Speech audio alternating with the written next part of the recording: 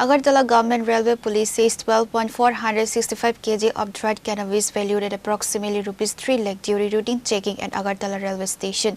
Officers arrested one individual in connection with the recovery and registered a case under the NDPS Act. In a major crackdown on drug trafficking, the Agartala Government Railway Police seized 12.465 kilograms of dried cannabis during a routine inspection at the Agartala Railway Station. According to police sources, duty officers intercepted a suspect near the premises and recovered the contraband, which has an estimated market value of approximately rupees 3 lakh. The individual was immediately taken into custody.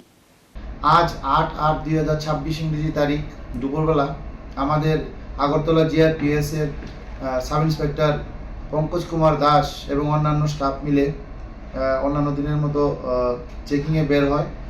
বের হওয়ার পর তারা যখন 1 নম্বর প্ল্যাটফর্মে checking করছিল তখন হঠাৎ করে লক্ষ্য করে যে একটি কম বয়সের ছেলে একটি ট্রলি ব্যাগ নিয়ে মেইন গেট দিয়ে না প্রবেশ করে অন্য একটি রাস্তা দিয়ে প্রবেশ করেছে। সঙ্গে সঙ্গে ওই সাসপেক্টের ভিত্তিতে আমাদের স্টাফ তাকে আটক করে এবং তার ট্রলি ব্যাগ থেকে তল্লাশি করে সর্বমোট 12 কেজি 465 গ্রাম অবৈধ গাঁজা উদ্ধার করতে সক্ষম হয়, যার বর্তমান কালোবাজারি মূল্য হবে প্রায় 2 থেকে 3 লক্ষ টাকা। সঙ্গে সঙ্গে আমরা তাকে আটক করি এবং তার কাছ থেকে ওই গাঁজাগুলা বাজেয়াপ্ত করি। প্রাথমিক তদন্তে সে জানায় যে সেই এই গাঁজাগুলো সিপাহীজলা ডিস্ট্রিক্ট থেকে এনেছে এবং ট্রেনের মাধ্যমে সেগুলো বহিরাজ্যে নিয়ে যাওয়ার উদ্দেশ্যে এখানে এসেছে।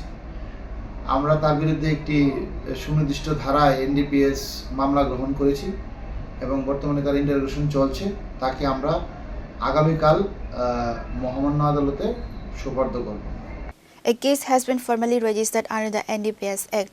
Further investigation is currently underway to ascertain the origin and destination of the seized consignment, as well as potential links to a larger smuggling network.